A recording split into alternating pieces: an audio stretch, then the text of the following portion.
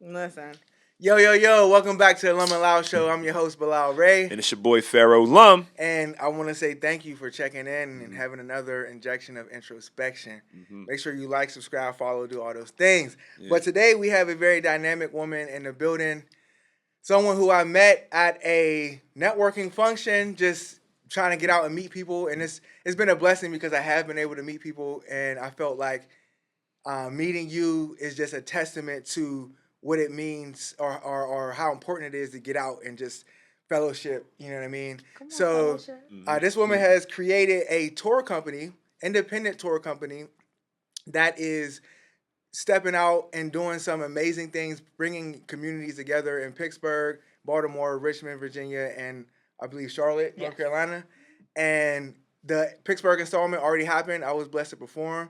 And so today I want to introduce the audience of the Lum LaL Show to Crystal Wamalwa. Yeah. You got that. Well, he hit the name. He hit the name. Okay, B. He hit the name. That was good. He hit the name. That's our teacher. That's our teacher shit. He be knowing. I'm very proud. Yeah. There we go. Listen. So, Crystal, tell me. So before we get into Audacity tours, because I feel like that's the climax of how I know you and why other people are starting to know you. I want to kind of go back and I want to ask you this, because we talked about this in one of our pods, how people who do things that are impactful in a big way have to go through a phase of not fitting in.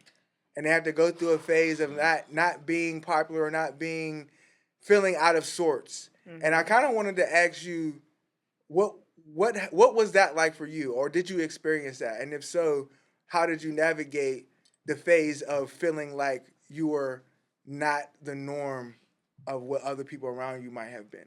I'm still dealing with it. Okay. Like, this is the concept and idea of Audacity is different, but it's different to the point where people don't know how to respond to it until they see it. And so I'm new to Pittsburgh. I'm born and raised in Baltimore. I have family in Virginia, and I don't really have direct contacts in Charlotte. So coming to these communities, trying to tap into these people with this idea and concept, like, we just want to work with everybody from different art mediums and stuff, and people are just like, what? And so you try to tap into the communities and the people that have access to the resources and stuff, but if people aren't familiar with your concept, who you are as a person, and who you're connecting with, they're less likely to give you those resources. That's true. And so the difficulty that I'm having is showing people that Audacity's impact is going to go beyond the stage. Yeah. And showing people that it goes beyond, I'm just putting on the show to sell tickets. Like, no, the impact of off the stage is where the artist community is really going to thrive. And so I'm currently in that space right now of people being like, is she cool? Is she not? Like, do we want to mess with her? Do we want to, like, take a chance on her? Yeah. And so really now it's been really hard. Some days I'm like, dang, I should really just, like, quit. Like, ain't nobody really trying to give me no play. Ain't nobody really trying to hear what I got to say. But I have moments like this where I'm asked to come on a podcast, where an organization reaches out and says, hey, we have interns that we want to place with you. So it's like, it's these moments that I'm like, you know what? And like I was just saying before we came on, somebody gonna call me with a $10,000 check. I don't know where it's gonna come from. Some check is gonna come, and I really feel it. And so these are the moments where I continue to push myself when I feel like all of it is just like, I'm just working and I'm just, like, constantly beating the ground, and ain't nobody listening. Right. So, might be 50. Never know. 50, 100,000. Listen, I'm manifesting. Yeah. I'm manifesting. Facts. Yeah. So I'm curious, when you do enter a new town, like you said, when you don't have as many contacts, how do you go about trying to reach the type of people that you would want to participate in Audacity, as far as the artists and stuff like that? So with the structure of Audacity's team, so we have our leadership team where it's me, our experience curator, fashion coordinator, brand director, media coordinator, right? But every single person on our team is located in those cities. Yeah. But the interesting component about Audacity is we have community partners in each city. And with the community partners, they help connect us to the audience members that we want to engage with, the organizations, the artists, and different things like that. And so our community partners are the bread and butter of Audacity. So when I do go into these new cities, like I have a trip coming up for Charlotte, I'm connecting with our community partner from Charlotte. But the thing is, I don't fully rely on them. Social media is out here for everybody. So when I tell you I be sliding in people's DMs left and right, baby, I be like, hey, how you doing? My name is Crystal. I want to connect with you. Like, I'm coming into your town, this, that, and the third. And people are honestly a lot more receptive than people like to give credit for, especially because a lot of the artists that we're working with are Black artists, especially from different mediums. So with tapping into those communities, I really rely on my community partners, my team members, and then once I start to build those connections, I travel into the city. I have these things where I do 72-hour trips. And those 72-hour trips, I jam-pack it with networking. I'm going to events. I'm going to an open mic. I'm going to reception. I'm going to something in that city. I'm coming out with my big old statement pieces. And I'm walking into the room with the audacity being like, my name is Crystal. I want to work with you. And people have been responding positively to that. So once people see like, oh, like you not just sitting at home waiting for somebody to call you. Like, no, I'm in your DMs. I'm on your phone. I'm walking up to your office. I'm coming to your events. Because I need you to understand and know that this mission that I am driving, I need you to be a part of it because it's going to be so much more impactful than just buying a ticket to come to the show. No, and it reminds me of your style. Reminds me of when we used to have a lounge called Flow Lounge, and when we first was getting off the ground, we were going to all events, really networking with people, giving them information on what we were doing, and that's how we grew it. And for the people who know and experienced it, that's how they found out.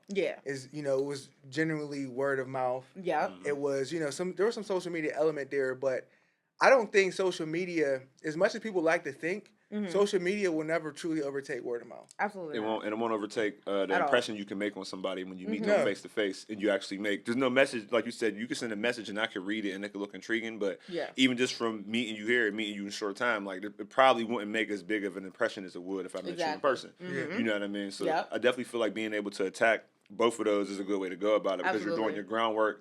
And you're on the ground, and when you're trying to execute something, like me and Bilal, we'll have meetings, and even like with our other partners, we'll have meetings. And if we have two plans, the first thing I ask is, well, can we do both?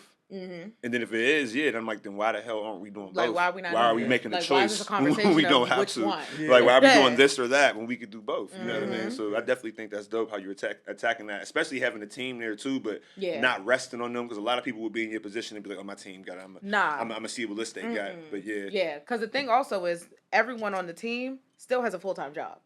I am the only one on the team doing this full time. Like, this is my 24/7. Like, this is my baby. So it's like when they sleep, because they done got off of work at 5 o'clock and they did a couple things for Audacity, but I'm still the one up at 2 a.m. Curating my social media to reflect all the different communities I'm trying to tap into. And so now, because Instagram, you can build your algorithm just on the things you search and the things that you interact with. Now my algorithm is starting to show me artists from North Carolina, Atlanta, Boston, Chicago. Like, I'm starting to be able to tap into different artistry in different communities. And so now I'm able to increase my engagement.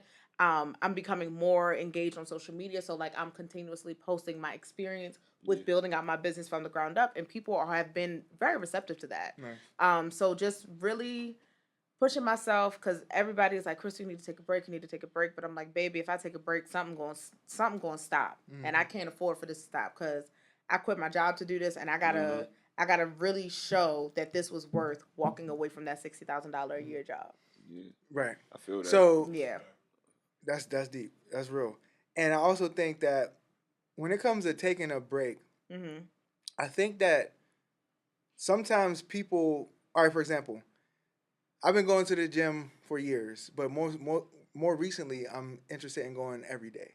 And going every day now for me is less of a challenge than it used to be, because I realize that going every day means that I do less in a day, but I do it every day. And so I think that sometimes when people see you doing something so consistently, they judge it off of their capability. And they think that, like, I can't do that. So you can't do that. So you need to take a break. And it's not even their capability; it's their assumed capability. Because a lot of the people they don't even know what they're capable of. I have that conversation about being in the gym too. I'll talk to somebody and I'm like, how much do you work out? I'm like, I work out every day, and they're like, You think it's crazy to work out every day? I think you need to take a break. I'm like, you do realize there are Olympic athletes, NFL players. Every single day. Fuck every day. Get no 3 times. A day. 3 times a day. Yeah. And you're telling me that you can't go to the gym every day for an hour and work out a little bit. Wow, because you a little sore? No, you just being soft. Listen. You're not hurt. Stay hard, baby. You're not hurt. Come on. You soft. That's it. You tired. You're not injured. You know what I'm saying? You tired and you want to go to sleep. But you got to understand, like, I remember Bilal had said something to me years ago. We were talking about the shit we want to do creatively. He's like, I mean, at the end of the day, it comes down to us. At the end of the day, he's like, it's basically up to if we like sleep, chilling, going out and anime more than we like this shit. Yeah. And I'm like, it really comes down to it. Taraji P. Henson talked about it when she was accepting an award one time. And so when she moved out to LA, she had just had her son, dropped out of school. No, she graduated, went to LA, and she wanted to pursue being an actor. And everybody was telling her, girl, you can't do it. It's too late. It's not your time. The time has passed. Now look at Taraji. And she is a prime example of you just can't stop. And so thankfully, the people that are around me, they say you should take a break more so of like, you know, so you don't burn out. Because they understand that this is not something, Audacity is not new. I've been doing Audacity for as long as I can remember. My dad is just like, I feel like my dad can see that I'm finally tapping into something that I've always wanted to be. Like my mom is just like, girl, because my mom got to see me in action one time when I walked into an office because they was like, oh, you can email us. I said, baby, I'm 5 minutes away. I'm about to walk in. And my mom watched me engage with that office and be able to reap the benefits of just being bold and walking in. And so now my family and my friends and like the people that have seen me when I was in Baltimore in 2019 trying to do my little shows and stuff, now they see, oh, she's doing this differently. And so it's just like, when the naysayers do tell me to take a break, they want me to stop. And I'm like, no, baby, I ain't got time. You ain't got time to stop. Absolutely. Did you use to, so 2 things. First of all, you said your team got jobs. They got full-time jobs. Your team has jobs and they're not able to do things around the clock like you. But at the same time, so I'm part of a leadership collective. We really just focus on scaling our e-commerce business and building networks. But I learned a lot. Yeah. And one thing I learned is what leadership really is. And I think we all inherently know, kind of understand this, but we don't really know it. We haven't had it put in terms that allow us to like visualize it. And so the leaders are not the people who sit in the office and tell us where to go, right? Like because you're doing these things, it definitely inspires the people that are working with you to do it in a way in which it brings out the best of their capability. You know what I mean? Because if I'm like, you know, if someone's like, yeah, we're gonna put together a tour and all I see you doing is sending DMs and that's about it, then it's kind of like, okay, then the rest of us, we can send DMs. That's it. We can just You send DMs you set the standard. I set the standard. But it's like, yo, I see you pull up on this person. I see you go to this person's city. I see you do this. I see you do that. So you know, maybe I can go downtown to that office and request a meeting. Maybe I can call a few more times. You know what I mean? Maybe I can. You know, just a little bit, just rock up because you see that this person posted they're going to be at this event. So you know what? I'm going to be at this event too. Yeah. So I definitely say like my team has, like when I just did a phone call today with our experience curator based in Richmond, Nigel, and it wasn't a phone call where I was telling him everything to do. It was, okay, so you're going to do this and then I'll take care of this and then by Monday we should come together and make sure we got everything done. It was a conversation of, okay, Crystal, so you're trying to go to Charlotte, so let's see if we can get you to come to Richmond the first part of the week so we can coordinate and getting you more like in touch with some more people. Like it's a collaborative effort, and that's why I want people to understand when Audacity comes into the room, baby, I'm not your competition. We are building a collaborative ecosystem for artists to work together from not just all mediums, but from as many cities as I can tap into. Because my goal, my long-term goal, I'm going to be a little cocky and say in the next 3 years, I wanted to be, we got 15 cities. Like I wanted to be. I don't think that's cocky for 3 years. I wanted to be. A lot can happen in 3 years. A lot more than what people assume can happen. I really do. Like I really foresee Audacity being like we're on the road from like April all the way up until September, October, and we just hitting cities. I wanted to get it to where the team doesn't have to be like, okay, Crystal, well, I got my 9-to-5 job. I wanted to be like, I can afford to pay you. Like. You are interested in a full-time employee. Like you can be a full-time employee. Tours, you know what I'm saying? So like fuck that's that job. Come on, real bad. Real bad. Fuck that job. That's a t-shirt. Fuck that job. Listen. Swear to God. I'm just saying. Like, for real. And I want to, so when you were in Baltimore doing stuff, were you working with the Flower House? No, I wasn't working with the Flower House at that time. Okay, because we did a show at the Flower House. So I was like, I mean, listen, connect me. You know somebody you can connect me to. I haven't. That was been a minute ago, so I don't know if I. I was about to say I'll hit up the Baltimore folk to see if anybody know who's connected to that. Yeah. But like that was a minute ago. They had like so with the shows I did in Baltimore, Audacity is a new brand that it's a rebranding effort. Okay, so. When I used to do shows back in my hometown, a friend of mine, Sir Alex, he used to be like, Crystal, can you work the door? Sure can. Yeah. I would have friends. They'd be like, oh, can you come through for my event? You know, I had my one friend, Tice. He would ask me to do social media for his stuff. So I was always in a space of supporting. It's all good. Listen, I was going to say, shoot, you want to keep it in. That's fine, too. I don't care. It's real. Because, baby, that thing hit like a brick. Yeah, that shit hit. I thought you dropped it. Just so y'all know, that was a battery. That was no Istal. She ain't dropped the Istal. I thought she dropped the Gigi in here. That shit hit like a head. Shit like there was 30 in there. Listen. Don't drop the switchy. Child, this thing is heavy as a brick, I tell you what. That's a portable charger? Yeah. I asked Gabe, I was like, can I hold the portable charger? Because my phone was going to die. And I was just going to rock up like, I'm here. My phone about to die too. But no, so for the shows I used to do, so I used to do a lot of artist collaboration. Okay. That's always been a thing I've enjoyed. And then, you know, seeing everybody put on their own shows, I'm like, I'm going to try to do my own. Yeah. And so I was like, you know what? I'm going to start small. I did 30 tickets. $15. I like that was it. 30 tickets. I love starting off like that. Somebody was open. They let me use their space for free. They was just like, listen, I got a new venue. I'm trying to bring some people in here. Like, come do your show here. I was like, bet. 30 tickets. So I was also sewing at the time. So I did tutus. So I had just went to Rwanda and I got some fabric. Yeah. So it's called Ntinje. I think I said it right. And so with that fabric, I was sewing it into the tutus. And so I wanted to highlight my fashion while also highlighting other Black artistry. So I had a singer who came, Katara Love, she came and performed. Keisha Linus was our poet. Ayana Marie, she was our guitarist, singer. Tice, you'll hear me mention Tice a lot. Tice and I went to high school together. When I say that man was in everything, he's been in everything. Yeah. So he came and did poetry. A girlfriend of mine, Danielle Sade, she was our host. And my friend Ricky, he was our DJ, right? Boom, sold out. It was my first show. We had people rocking up trying to get in. I was like, literally, we legally can't let you in. Also, we don't have any more seats. I literally have 30 seats set up. So I was like, okay, cool. People were responding good. Good problem to have. It was, it was a great problem to have. I was like, okay, cool. People like me a little bit. So then people was like, well, when the next one? Because I want to come to the next one. I was like, okay, cool. So that show was in February. So then I started working on the next show, which was in May. And that one, larger venue, I think we had about 75 to 80 tickets that we were doing. That one was $25. I was like, okay, let's do 25. Once again, same component, fashion, performers. We ended up doing a line dance. We had the men get up and participate in the fashion show. It was a really fun experience. Yeah. And so that one sold out again. We were able to give away a ticket for somebody to come. We sold booklet space because Black folk love a little booklet where they can sell their ad space. By the way, we're selling ad space for the tour. Where's the ads going to be at? So we have a virtual book and we'll have a in-hand book that people will be able to have. So the thing with Audacity, when you're advertising your business, it's going to be in all the cities that we're going to be in. Okay, yeah. So it's not like you're advertising. I got you. Yeah. So with that one, we started selling ad space and like people was like, yo, when the next one? Sold out.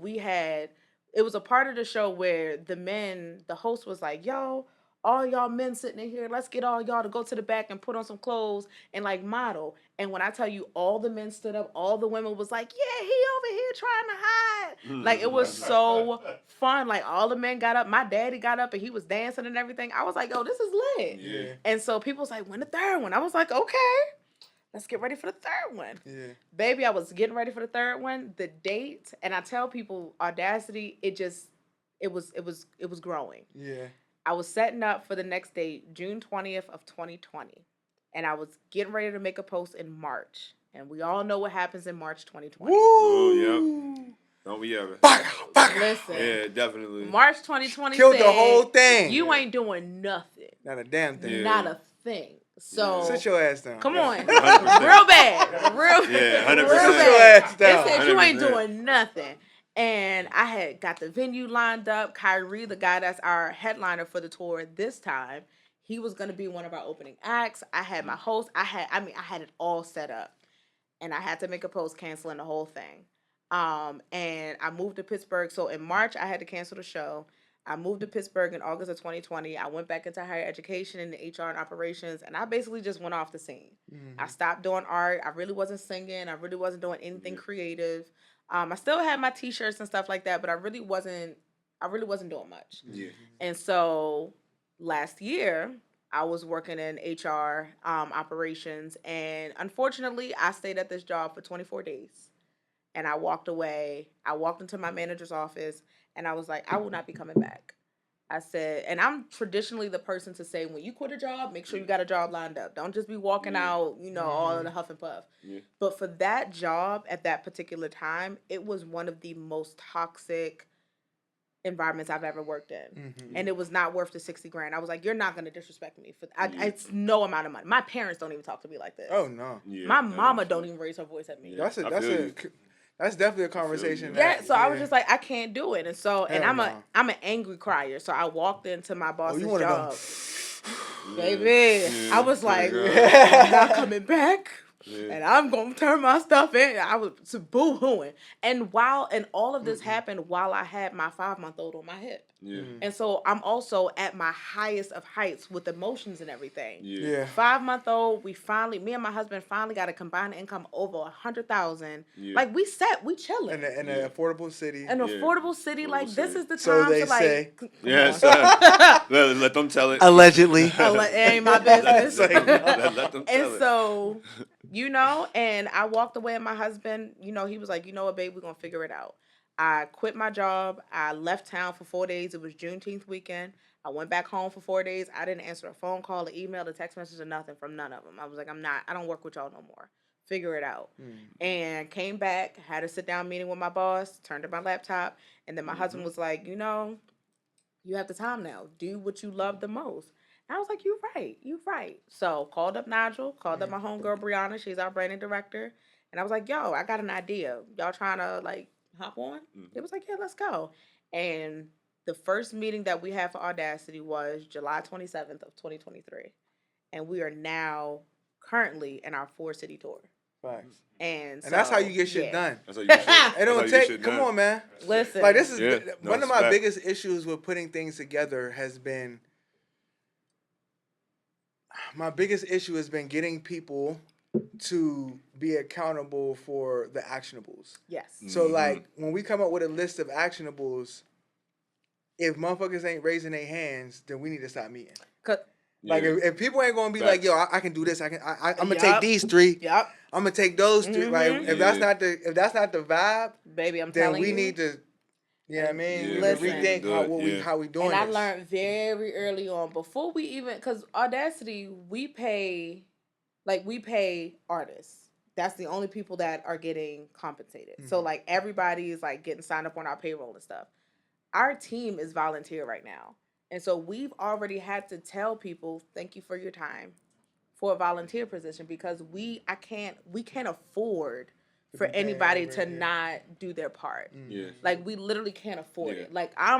I'm busting down doors. I'm calling people. I don't have time to be chasing people. Because, trust and believe, if you don't want to do it, please let me know. So I can just take that on, add it to my list, and we can keep it pushing. It's easier for me to do it that way than for me to be like, hey, were you able to do it? Hey, were you able to do it? Did you do it? Can you answer my phone call? Did you do it? And I can completely understand that. Yeah, because when he was saying earlier, we used to have a club like that. We had zero we had a couple volunteers, but 90% of the people who was working there were working there. And even with paying them, we couldn't always depend on them to get the job done. Come on. I went in the back one time. There was 2 security guards getting lap dances from girls in the back of the club. You know what? In cheers. You part of the problem. I said, have a good night. And that night was a beer. That night was a so. Damn. Let me just reminisce for a second. Crazy. We threw we opened our lounge by throwing a New Year's Eve party. And honestly, that New Year's Eve party was spearheaded by some of our partners. So shout out to them. Shout out to Kurt and Sadiq. because they were the one that spearheaded that particular event. Yeah, for sure. And it was a now listen to this, because this is some stupid shit, okay? It was a BYOB event for 18 and up. Yeah. Okay. Yeah. That's goofy as hell. That is, because it's BYOB. Because it's goofy as hell. Yeah, it was. It's goofy as hell. But we figure, okay, for those people that are bringing in liquor, we'll check their ID. We'll give them a certain wristband. But that don't stop it inside. It don't. But we had a bottle check. Oh, okay. Which was ill-placed because it was literally, you got to get through the whole club to check your bottle. Didn't make sense, but we tried. Nope. Yeah, we had a bottle check. It wasn't the back. I had niggas coming back there like, oh yeah. That Henny Black, that's me. That's me right there. Nigga, you the one that brought in the Erkin jerk. Nigga, you and your crew brought in Vladimir, nigga. I'm over here that's not you. That's pouring Henny Black, and then the Henny Black will come up like, yo, where my Henny Black? Where my Henny Black? What's going on? I don't even know. Like, and it's just this whole situation, and so it was. Although there was a line around the corner, that wasn't even single file. It was just. It was a wide. I was about to say just a blob. A glob around the corner, like. But although that financially beneficial, because there was a cat in there that was like, "Yo, let me in." He was like, "Bro, we could to capacity." He's like, "Bro, I drove from Ohio. I'll give you $100. Let this man in." And niggas is mad. Wait, everybody move. Hey, girl, like, are you serious? Hear ye. Let my guy through real quick. You got 100. Give him some water. Give him some water. Want to add to it? Yeah, pour him some Henny Black. Pour him some Henny Black. Get him that bottle of Henny Black. You the Henny Black guy, right? That was yours. I know you just got here. Could have sworn I was you there. Get him that bottle of Henny Black. No, fact. And so, I cannot. But at the same time, though, I understand what it means to have a team that's not functioning well. Yeah. Honestly, if you are an adult, I don't know, I can't speak for other countries. If you're an adult in this country and you have a job, 9 times out of 10, you're a part of a team that don't function well. Absolutely. You know what I mean? And so we all know what a dysfunctional team looks like. But having a functional team actually takes a lot of accountability. Yeah. It takes a lot of investment. Yeah. And it takes people that are on the up and up when it comes to like personal development. Yeah. Because people who are not really investing in themselves in their personal life, I don't think can really be a part of a functional team. No. So it takes a certain type of person. It definitely does. And it's like the thing that is scary for me with Audacity is every single person on my team is a personal friend. And that's tough. It's tough because I see not only their potential, but I see that the work that they've been putting in, because also each of them also have their own businesses that they're trying to push. Yeah. And so I told them, I was like, let's use Audacity to continue to catapult your stuff. Yeah. And so like one of the things I'm going to do on our website is update it. So for each team member, it's a clickable link that'll take you to their businesses. Nice. But the thing is, one of my fears that I have is I need Audacity to be successful, not just for the sake of it being successful, but also for the sake of the time that they've dedicated to Audacity. I completely feel that.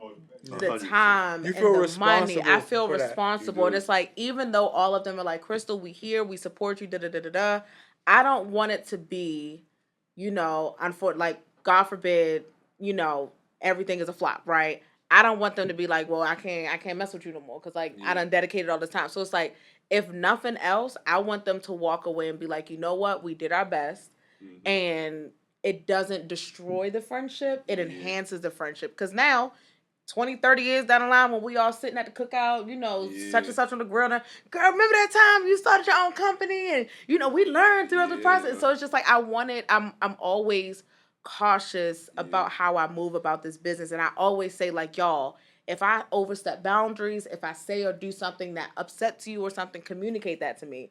Because I never want us to be in a work environment where we're sitting in a meeting and your camera is off. And your camera's not off just because you don't want your camera off, but your camera is off because you are actively you're disengaging yourself. Yeah. And I never wanted to get to that point. Because if it ever gets to that point, baby, we need to have a phone call. Yeah. And so I completely understand that. Audacity is my baby, not even just in the mission, but in the team and the people that I'm bringing into this space, like our interns, like all of them have such a special place in my heart. that it goes beyond the business concept. It's now it's like, I got to make this work because now even though people are not depending on me, y'all still want something out of this. You know, like you still want to see the fruits of your labor. Absolutely. You know, you don't want to be a taker and not be have that level of reciprocity. Absolutely. Where people are gaining from what you're doing. And I feel you on that because I also, in my business interactions, I've learned that. So one day I was reading Think and Grow Rich, and there was this part in the book that like, it's the only part that really sticks out to me all the time. And it was talking about Henry Ford. He was getting sued for something to do with his automobiles, and the prosecutor or whoever was like, "Do you know how this particular mechanism in your vehicles work?" And he was like, "Nah." And they're like, "What do you mean? You're Henry Ford. These cars are named after you. Like these things, these industries and factories are owned by you, and you don't know how this mechanism in your car works." And he was like, "Why would I spend any amount of time knowing how that thing works when I can hire someone that knows how that thing works? Because there's other things that are more important for me to know." So when it comes to like having that that team, the communication and the skill set, I think, is what's really super important. There's this book I was just talking about last pod too. I'll give you this book because I feel like you're in a place in your life where leadership is so important to what you're trying to build. Yeah. And the book is about leadership. I love it. And the book talks about 3 components of highly successful teams. And the 3 components of highly successful teams, what they found interviewing all type of industries of successful teams. I'm talking about motor cars, restaurants, military people, like all different type of industries, but high functioning teams. They all focus on the selection process of people, the skills in which people come with, and the skills in which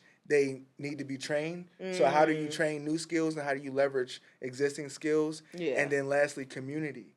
So like if the team doesn't feel that people are invested in their life outside of the project, then they won't dedicate as much of themselves to the project as they could. Yeah. You know what I mean? Absolutely. No, I love that. Yeah, because that moment reminded me of, so after the Pittsburgh show, so like I said, everybody from the team is in different parts. Right. So like Nigel was in Richmond, Kim and Brianna in Baltimore, and then the other Brianna we have is here in Pittsburgh.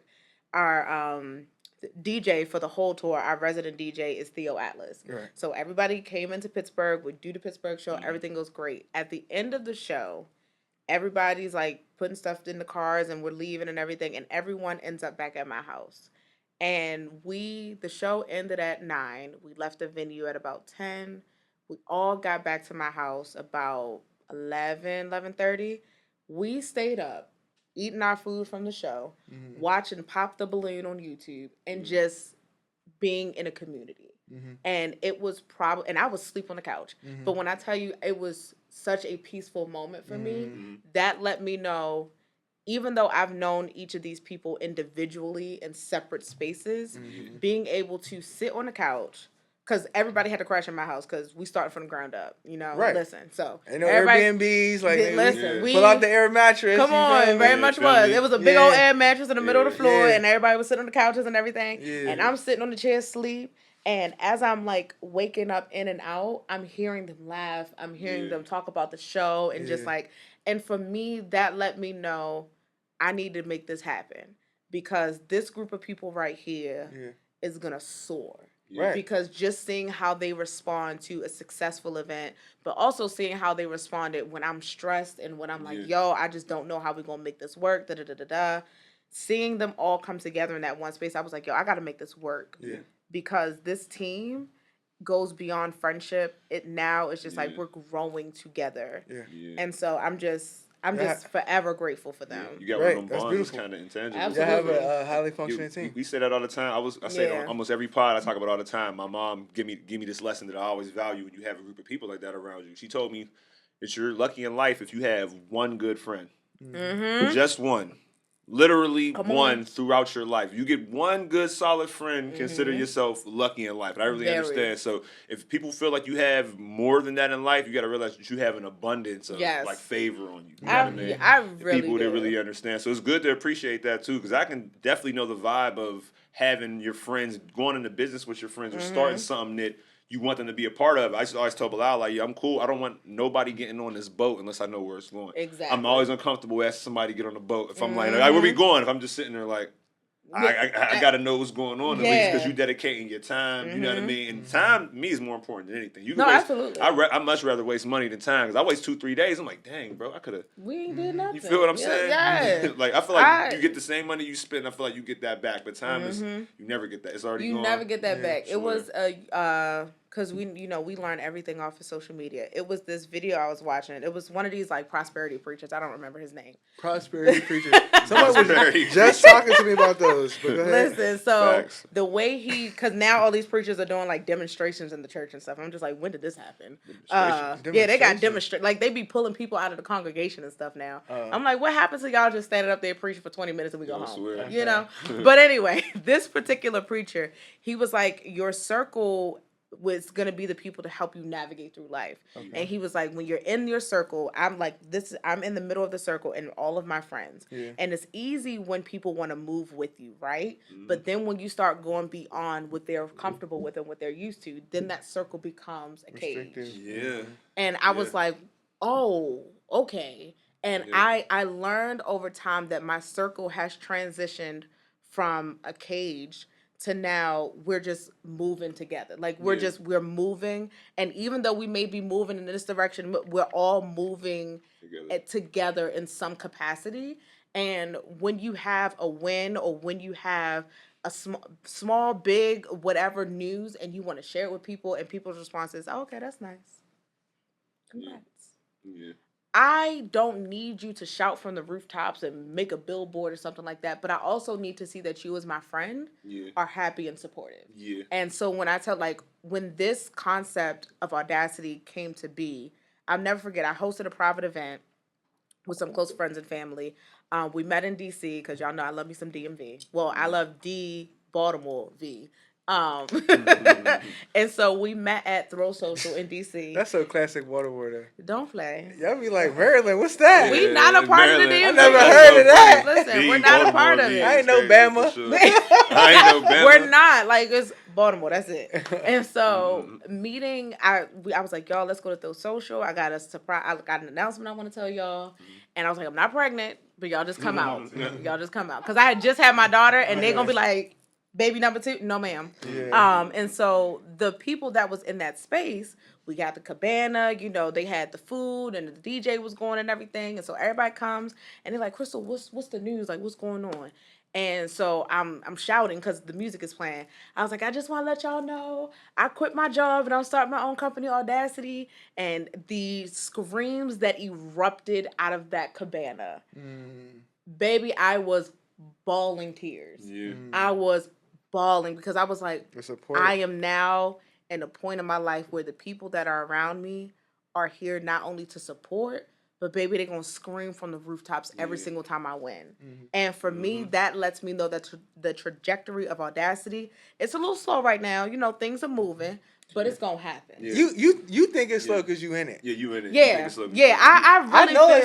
feel like it is. Yeah, I know it's not slow because, well, number one, in this city, I was born and raised. I used to live in Atlanta. I've been in a couple different places, but I know what this city looks like. I know what it takes to get people to come out and to do a show. I know what it takes to get people to come from another city to do something here. Yeah. And I know that if you can have something that feels slow in Pittsburgh, it's fast other places. Yeah. You gotta judge it like, you know what I mean? That was your first show here, so you gotta judge that as your 1%. Yeah, okay. At 1% capacity of what I'm doing. That's your first show. So if you judge it as your 1%, your 100% looks... Yeah, it's not. You know take that. You probably could imagine. You know what I mean? Babe, when I tell you I can't fathom it right now. And it's booming. Like it's of course it's not where you want to be. Right. It's not yet, course, but it's like booming, just being able to see it and see how it came together, be a part of it. I mean, you saw that. It was wall-to-wall people. Yeah. Like It was wall-to-wall people, and the seating made sense. Everything made sense. The vibes were good. Yeah, I was reconnecting with people in there and shit. I ran into my little neighbor. He's like, well, now he's not little no more. Boy, like 29, 30, full beard. Oh yeah. He was like a little kid when I used to see him. Like, yo, bro, you remember me? I used to see you with your boys on the block. I'm like, hey, yo, what's up? I got his number, and so we reconnected. Not the family reunion. Literally, it was the family reunion. Like, I was cracking up. Yeah, he was one of the models. You know when I think about when I think about the impact of how you do business, it's it's the way you do business. I don't know if you realize it or not, but it's very like it's not an American style of business, which is good. Okay. An American style of business is wham bam, thank you, ma'am. That's it. Yep. Don't like what's the contract, what's the money, what's the responsibilities, we're done. Yeah. And the way you do business is more like let me be in front of you. Let's eat some food. Yes. There's a picture of my daughter.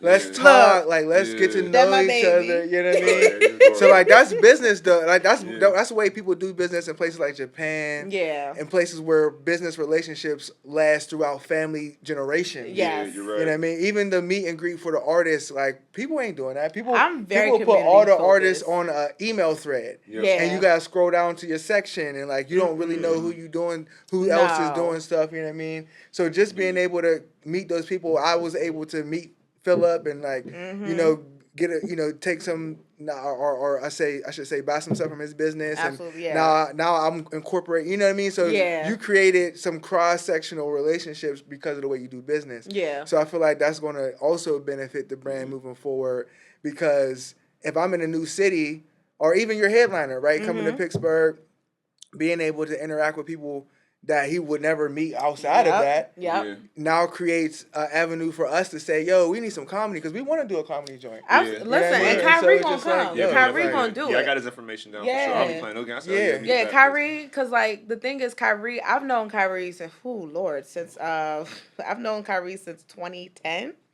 You know, but it's one of those things where like we met, we kind of lost contact, we reconnected, this, that, and the third. But Kyrie has always been solid. Like Kyrie, you call him. When I first started talking to him about the tour, he was like, yo, anything I can do to help, let me know. Like anything. Nice. Yeah. He reached out to me, was like, yo, I can be the headliner for you. I was like, bro, you don't know how amazing that feels because he didn't even know at the time what we were trying to do. He was just like, yo, I'll headline for you. And so just being able to, because I'm very big on community. Like my family will tell you, Crystal will make a Facebook group real quick. Yeah. I am quick to make a group chat. I am quick to do an email thread. I'm quick to say, let's go out to eat. Like tomorrow, I'm going to do yoga with one of my new girlfriends. And then I told one person, she told somebody else, and I'm like, yo, let's all go together. Like I'm really big because I want to be a continuous reminder to people, you can't do this by yourself. Right. It's no such thing as being able to do this by yourself. And so I'm all like, we got the artist meet and greet for Baltimore. We got it for Richmond. We got it for Charlotte. Because the thing is, you got to meet people that's in Pittsburgh that you didn't even know were here. Mm-hmm. And that's why I never want to assume just because I got these 5 artists that's going to be performing in Charlotte that they all know each other. Yeah, they probably don't know each other. For sure. You know what I'm saying? And there's always going to be new people. Because like I said, we managed the whole gallery. We've met hundreds of artists, and we met another artist there that we ended up hooking up with, you know what I'm saying, who had the paint and stuff. And it's like, yo, I never knew you, never heard you. And even though Pittsburgh is to me a city of 1 degree separation, because it is insane actually. How small our city is, out when you live how connected and intertangled this city is. Like, it is actually insane. Like the designer, her cousin is the coordinator for the program that I work with the intern program that I have. Wow. Like, and I made the post. I was like, y'all can't wait for y'all to come see Jordan. Da, da, da, da, da. And his wife was like, that's my cousin. I said, why is Pittsburgh so small? Like, small. And I just hung out with them a couple weeks ago. Yeah. And so while I'm in class with their cousin every week for a business class, and me and her sitting here on Facebook talking, I'm talking to people that's in the same family at this point. Yeah. So it's just like, I'm very big on community. Yeah. I'm always like, y'all, let's link up, let's go out to eat, let's connect, let's collaborate, let's build. And that's why I want it to be, when people see me sliding their DMs, I'm coming to collaborate. Like, I just want to work with you. I want to see how we can partner and what we can grow from our two organizations coming together. No, absolutely. Yeah, definitely. You're doing a wonderful job of curating a vibe that you don't usually see all the time around the city, because it's a different vibe. It was how we used to describe our shit, and I felt like, damn, I could have brought, like, my mom, and she's a stroke victim. I was thinking, like, she don't communicate that well all the time, but she's usually like going out. I could have brought my little niece. You sure could have. I could have brought my mom. I was baby every time. You know what I mean? Because a lot of times people just are focused on that was really when we had our old spot, that was the difference between us and our partners. We both had good ways of doing stuff, but like they're young, and I say all the time, like I was telling them, we used to be mad about stuff. I said, bro, you give a club to 322-year-olds, what you think will happen? Yeah, you know what I mean? Yeah, so their shit was more like, yeah, we gonna turn up, we gonna get the liquor, but we were more interested in trying to curate certain kind of events and stuff like that. But I think the more common thing and the easier thing to lean on most times is, we just going to turn up. It's harder to curate those events. Yeah, it's really hard. But to me, that's how you pull in people who actually want to come back. Absolutely. And you build a real community. Yeah, like I when I tell you, I be in my mom and my daddy face, like, Mom, what you doing? Like, Daddy, what you doing? Like, I call my mother, get on my parents' nerves. I love being around my family, as stressful as they make me. Because they're going to watch this podcast, both sides of the family, Wards and Santafuls. Yeah. Stress me out, but I love being around my family. And so the reason that this tour is called Family Reunion is to pay homage to the first two shows that I did. My mom did the decorating. My dad set up the tech. He did all the like PA stuff. I got pictures of my dad like setting up the microphones and stuff at my very first show. My cousins were my models. My homegirl, she was one of the first designers that we highlighted. My homegirl, she was the makeup artist that we spotlighted for the second show. So it's just like I had my family, and then even if they weren't in the show, my whole family bought tickets. My Aunt Ruth, she stayed buying tickets to all of my events. She was front and center at both shows, and she was like, "Oh, I'm gonna bring Kristen and all the other cousins and everything." She was buying family tickets and everything. And it's just like, that's just how my family rock up. And so it's just like calling it a family reunion is just paying homage to all the support that my family has done over the years. Like even with my brand Crystal Light, that's the nickname that my Uncle L calls me. And so when I made the Crystal Light brand and my cousin saw it on Instagram, she was like, Daddy, you know Crystal got her social media, she changed it to Crystal Light. He was like, what? And I was like, yeah, because that's the nickname he calls me. Every time he see me, he be like, Crystal Light. And it's just like paying homage. My family is such a huge part in my identity. It's anybody that meets me, like if y'all come to Baltimore, you're gonna meet my mom and my daddy. I mean, we gotta slide now. Listen, y'all gonna meet my grandpa. Like that's just how I am. Y'all come through. I'm like, Grandpa, so this is Lum and this is LaL. Listen, this is Corey, and they have a studio. Like my grandfather and my grandmother, God rest her soul, before my grandmother passed, my grandmother used to be like, oh, how is this friend? And how, because I always had that sense of community of just bringing everybody together. That's just how it's always been. That's beautiful. Yeah. That's definitely. We always had a good time when we went to Baltimore in the past, too. Man, first day, I ain't gonna lie, for my first day ever in Baltimore, somebody broke into my car. Yeah, that was and I was like, I was gonna bring that up. I was like, I'm bring it up. Was it East or West side? Fuck if I know. I don't know.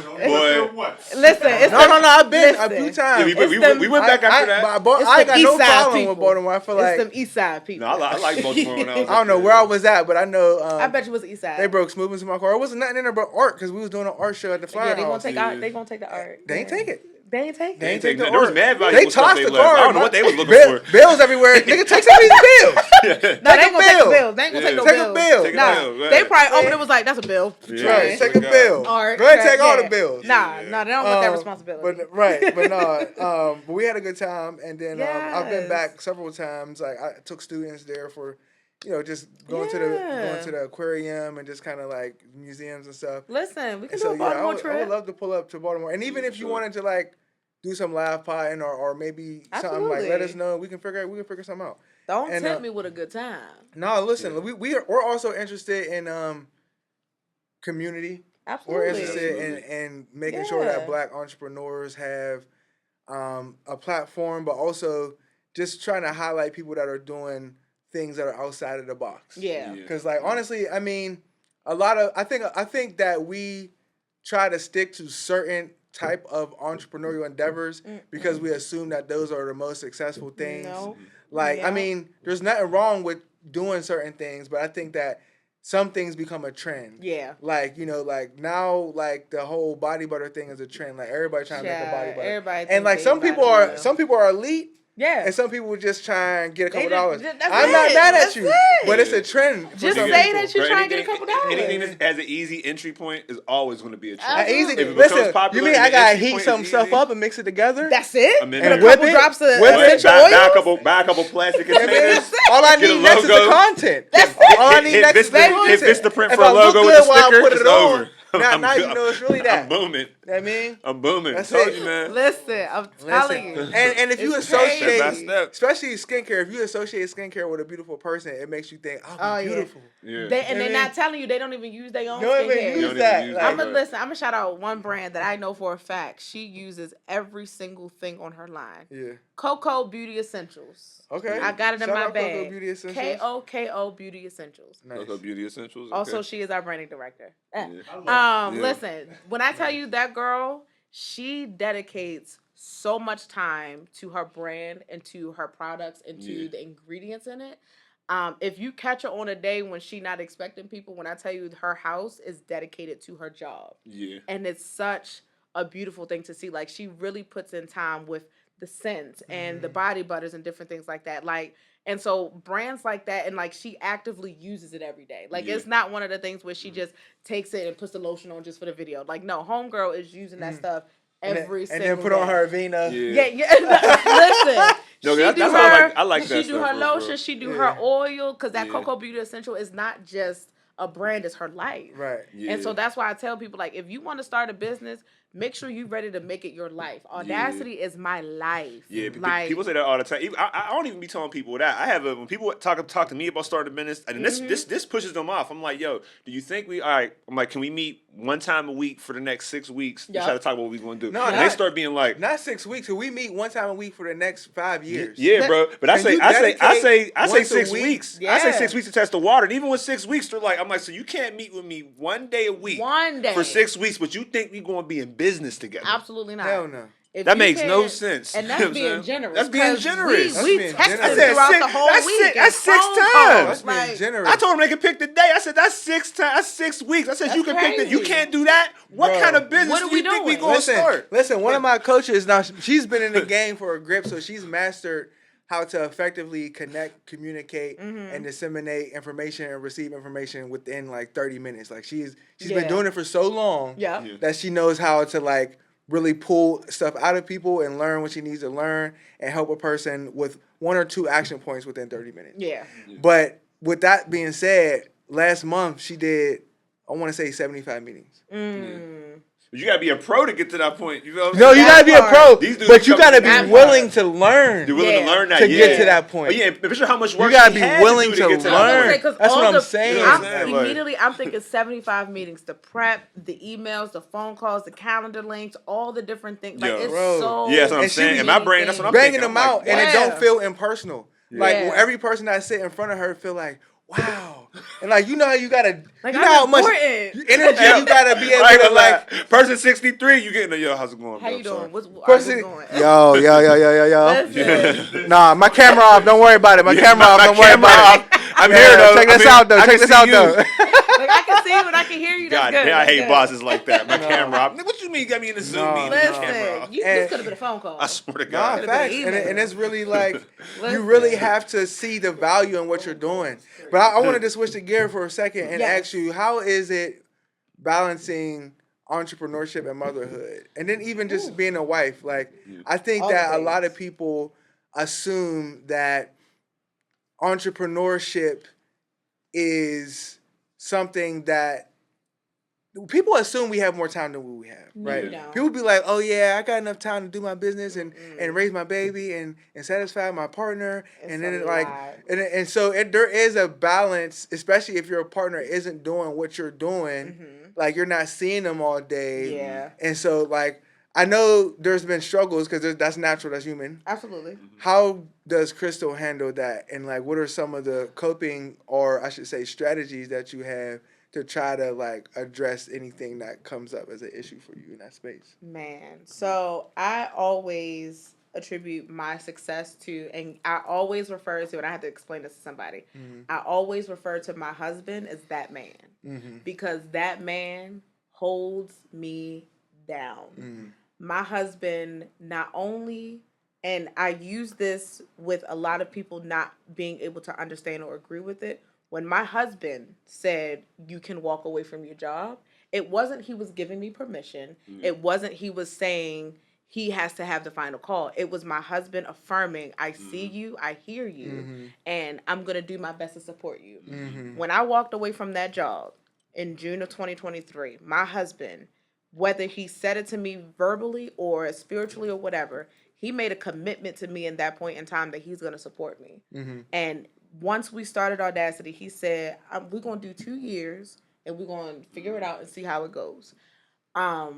And in the process of Audacity and traveling and different things, my husband has really been a solid foundation. Beautiful. My daughter's 1, my little GB. And there are some days when I have to be like, babe, I got to go. I need to bunker down into the office and like I need to send out these emails. Can you primary parent? He's like, cool, I got you. He still has a full-time job.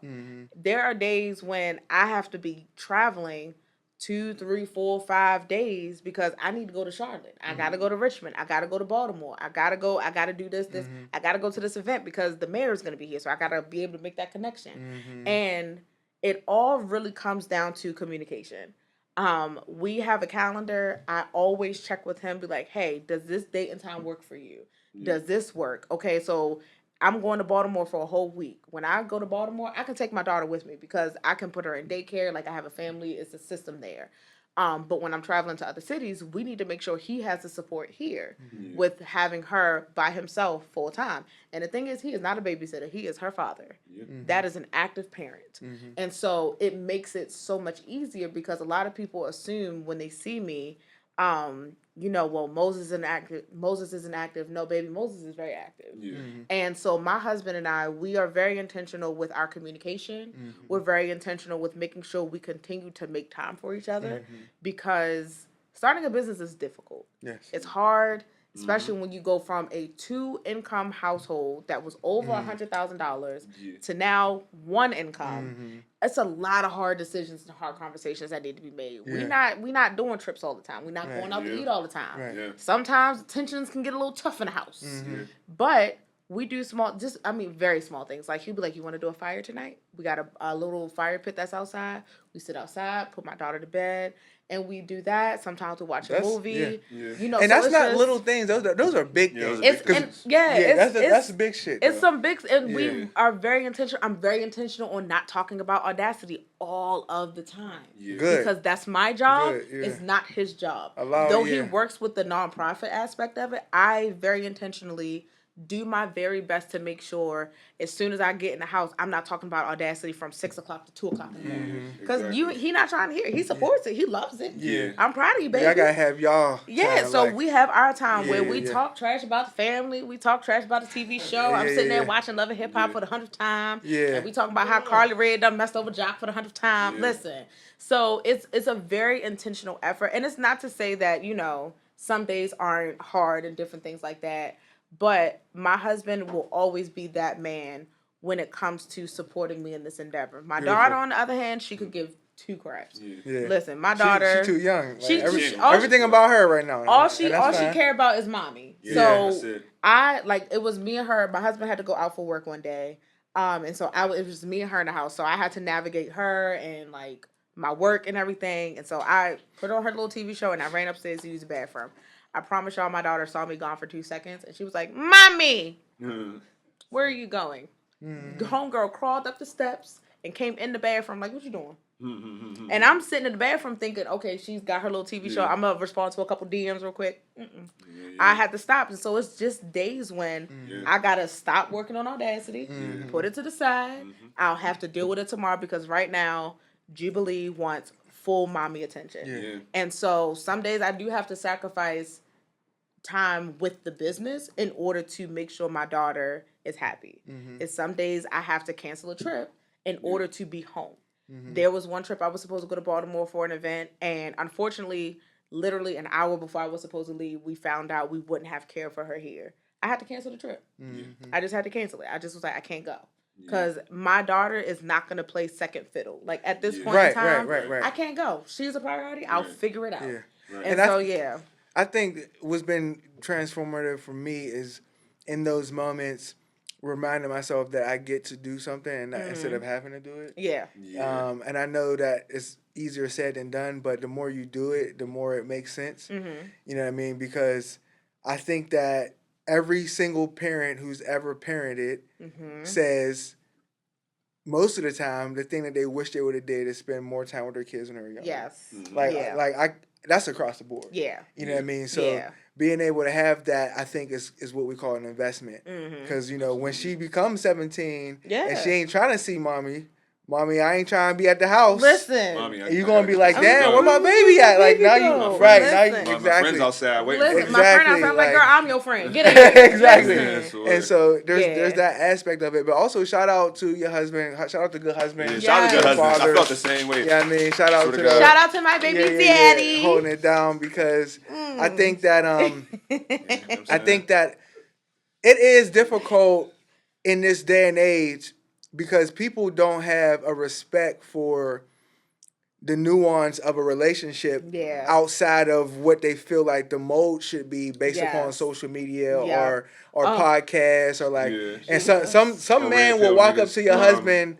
Some man would tell your husband that he's a simp because you work more than him. And when I tell you, I knock like niggas will do that down their throat. You know what I mean? Like not to that man. No. But I'm saying though, no, I get it. That's a pervasive thought on social media where it's like if a man is holding down his wife in that way, it's like, oh no, she and it's like there's going to be ebb and flow, and there might be a time in which something takes off for him in a way in which absolutely. I mean, that's just how things happen. Yeah, because it's just like I'm really protective when it comes to our relationship because I know the way I am now, I am viewed as a strong, independent, baby. When I tell you that man, I don't want to move the trash can. I don't want to do it. I don't want to put the gas in the car. I don't want to do it. Yeah. But I gotta pull my bootstraps on and I gotta go hit the ground. I gotta hit the pavement to get this $30,000. Yeah. And we have such a healthy balance in our relationship with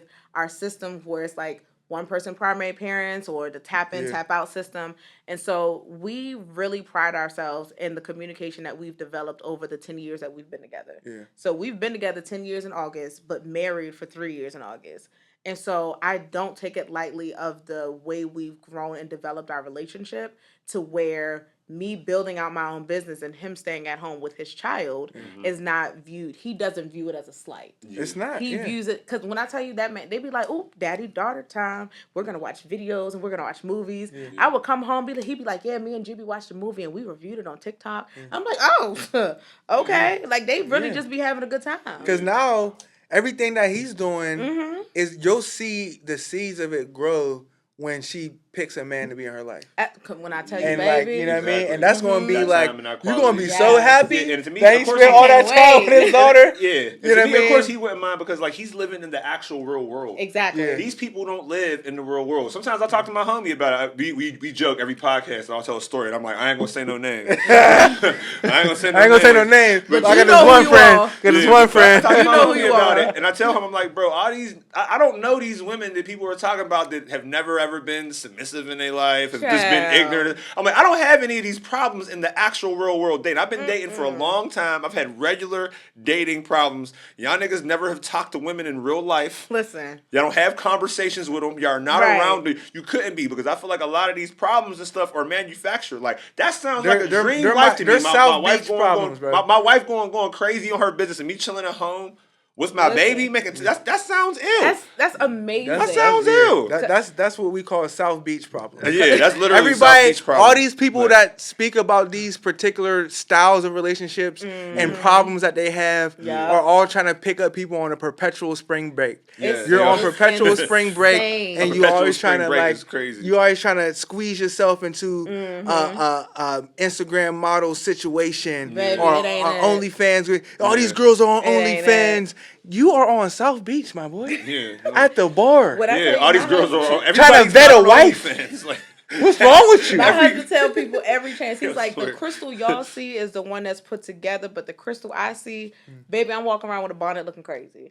I'm running around this house trying to get stuff sorted and everything. And so it's just like people, I really want to be able to share So we do have our podcast that's coming back out too. Dope. So we got our podcast that's coming out. You and your husband, or me and my husband. Me and that man. Yeah, shout out to THAT man. That man. Listen, so our podcast is called Just Parentings, and so it's basically just sharing our experience as millennial parents. Yeah. Because right before we got married and became parents and all that stuff, the way social media portrays relationships and parenting, it's either super, super glamorous or it's really, really bad. And I'm like, just show people there's a nice little comfortable in between. Some days your house is messy, some days you clean it. Yeah. Some days you like each other, some days you don't, whatever the case. And so it's just like really wanting to show people like there is a such thing as a healthy relationship where you don't have to be nasty to each other. You don't have to be mean to each other. You can communicate and not play mind games, like all these different things, because it really comes down to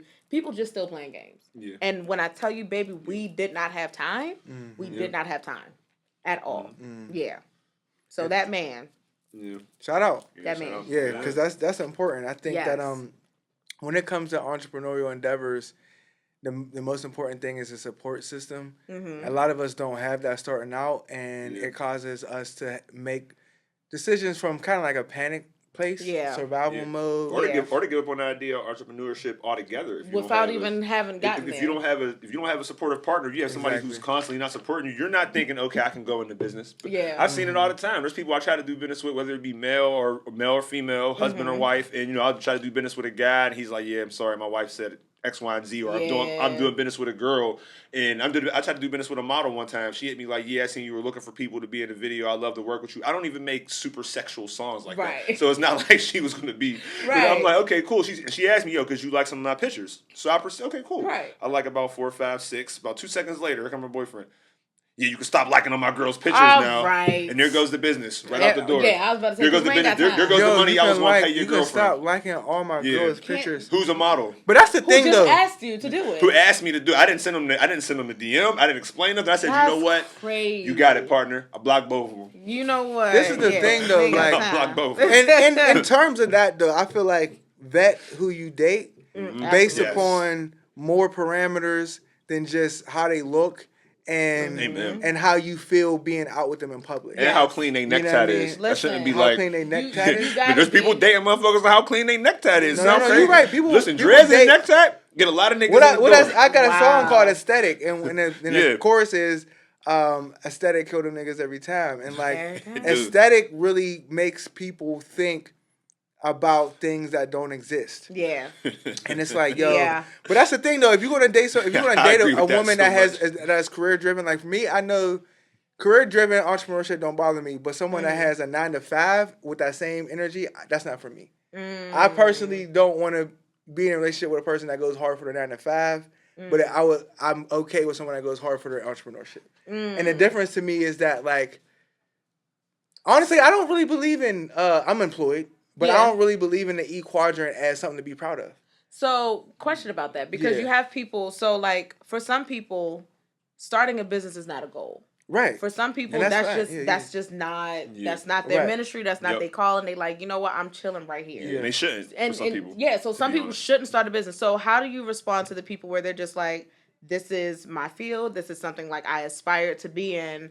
I don't want to, like, start my own business and stuff. So does that same thought and process equate to somebody who's like, because at one point I really was in higher education. I really enjoyed my time and I wanted to work all the way up to a VP of student affairs. So would that same thought process equate to someone of that level? So my thing is this, like, entrepreneurship is not about the business. It's about you creating something for yourself based upon what your passions are. So there are some jobs that offer that opportunity, but most don't. Yeah. And so the thing is, we talked about this in, maybe 2 pods ago. There's guarantees and there's opportunities. Yeah. A job gives you a guarantee, right? You're guaranteed to make this amount of money. As soon as you start a job, you'll know basically exactly how much money you'll be making when you're 65. You can be 23 at the time. You know, at 65, I'll be making this amount of money. You can do the calculator right there, day one. The opportunity of starting your own business, it's a wide spectrum. There's 0 to however far up you can take it. And so my thing about entrepreneurship and like wanting a partner that has entrepreneurial endeavors and mindset is that means that you are more, in my opinion, now I don't know if it's more, but you are tapped into your own passion and desires, and you're actively trying to fashion that into reality. Gotcha. And I think that is an important aspect in a person. Yeah. So it's not just like, oh, jobs are the devil. It's more so like, so many people are good at their jobs but don't like their job. Right. You know, would rather do something else, but it's not that they don't have the desire to do something else. It's that they don't have the desire to grow outside of their job. The desire to grow past their job. Okay. And the number one thing about that is, because I'm like a person that thinks 4 steps ahead. Yeah. To me, what that means is, when I start to grow outside of my job, how scared are you going to be for me? Is your fear of me stepping into places that you don't want to step going to hinder my progress? I get that. And a lot of times, Sometimes, because people... I mean, think of how different this goes for her. If she goes to him and is like, y'all plan on doing this, and he says, I don't know. Listen, that doesn't sound like... Think of how different. It may still be the same process. She may be in the same spot she is now, but think of how much more difficult that journey now becomes. Right. If his fears pull you, and you got to break past his fears, because basically when he said you can quit your job, all he was telling you is like, listen, there's stable ground under your feet. Literally. So you can jump and keep jumping until you grab something, because there's stable ground under your feet. And baby, when I tell you he is solid as this brick when it hit the ground, he said, I got you, baby. Right. Listen. Okay. And so I think that entrepreneurship is not, to me, it's not like, oh, you're an entrepreneur, you got your own business. It's more so like, okay, you are someone who understands yourself. Yep.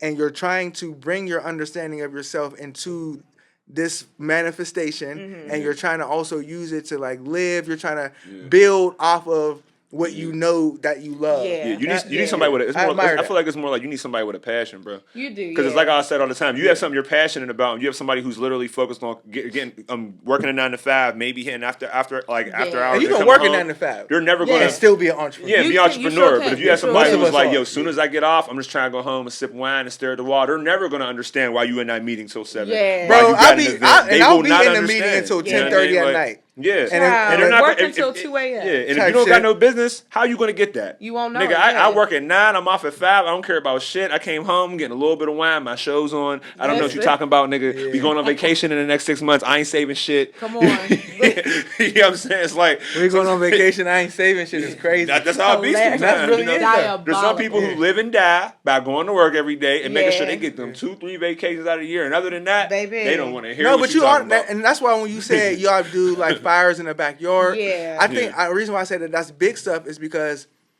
I would rather, in my mind, me and my spouse, me and my woman, to like 2-3 times a month have a fire in the backyard where we sit down and we have fun with each other and we listen to music. You know what I mean? over that, like, okay, we went on vacation. Like, vacation is cool, but people who go on vacation or people who don't go on vacation and be like, oh, I need to go on vacation, don't realize how traveling often can actually be very stressful. No, wait a minute now. Yeah. Vacations is our love language. No. I'm not saying that vacation. We give gift each other. Y'all gift each other. We gift each other trips. Like that's because we prefer experiences over like tangible things. Right. So like for him, I do too. Honestly, I ain't gonna put it out there, but he has a gift that is a trip. Nice. And that's how we like for Valentine's Day. I think it was 2021. He gifted me a trip to Paris. Nice. Oh, yes. And then for his birthday, I gifted him a trip to Detroit. Like, we just love to travel. Yeah. Big, small, international, national. Like, that's just how our love language is. So for me, the trip part, the only part that's exhausting is just the traveling. Yeah. But baby, once we there, I am outside. Yeah, traveling. You enjoy it. But I love a good plane trip. Babe, put me on a plane, put me little things. See, that's because you're short. Yeah. Very much. Sorry, my husband a big man. I don't like planes ain't built for nobody over 6'2". It's not. I mean never had a comfortable plane. I'm short. It's okay. I just meant like. It's okay. No, you never said that. That's because you're short. That's the issue right there. If I'm on a plane and it ain't the exit out, like I'm on that plane, my knees against the back of the chair. It's the heels today. They just give me a little extra oomph. Man.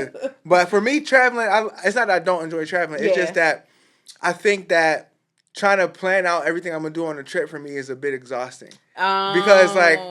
Don't do an itinerary. Just find you one thing a day, minimum, and then just go with the flow. That's kind of what I like to do. Like, I like to, like, so we're going to do this one thing and then just figure it out. Yeah. And some people be like, no, we're going at 9 a.m. and then 11 a.m. And then at 2, we're going to take a nap.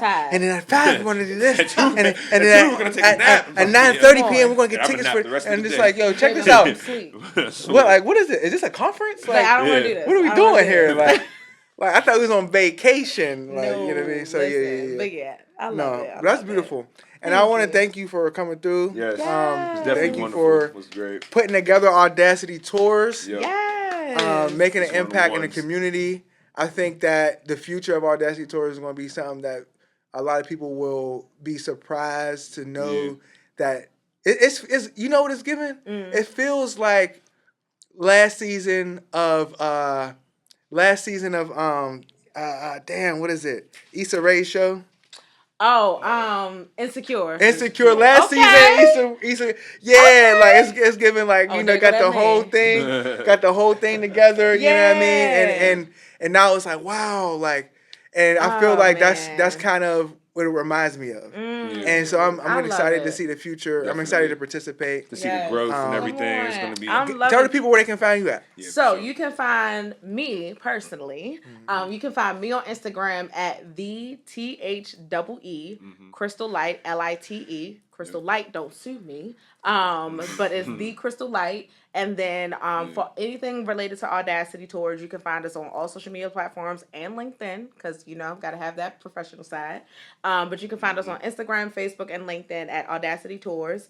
And our website, you can go to www.audacitytours.com.